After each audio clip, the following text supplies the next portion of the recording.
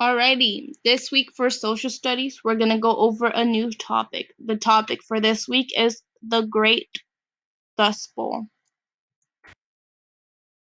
Right, so the Dust Bowl. For Texan farmers and others making their living farming in the Great Plains, the 1930s were especially difficult. Not only were they suffering the effects of the nationwide Great Depression, but weather conditions destroyed millions of acres and ruined crops. During the Great Depression, people did not have as much money to spend on food. Oftentimes, farmers could not sell enough of their crops to make a profit. To make matters worse, a severe drought, a long period of time with much less rainfall, hit Texas and the Midwestern states in the 1930s, and farmers could not bring in the volume, amount, or quality, value of crops that they had been able to harvest in the past. In order for crops to grow well, sunshine and rain are necessities. With smaller amounts of one or both, crops will suffer.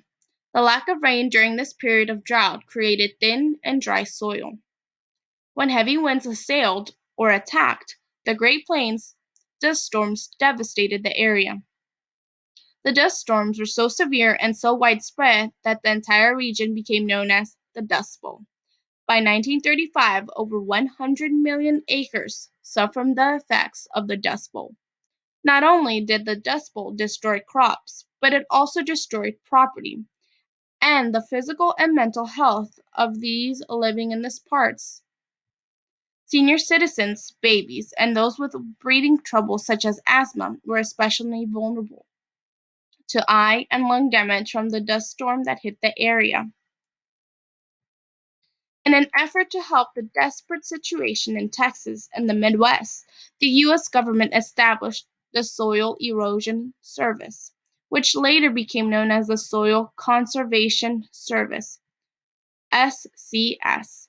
The SCS helped to limit the effects of wind erosion by making sure that farmers enriched their soil and took other measures to reduce the amount of soil distributed by heavy winds. By the end of the 1940s, the Dust Bowl had ended. By that time, however, many farmers and their families had already left Texas in search of farms well outside the path of destruction.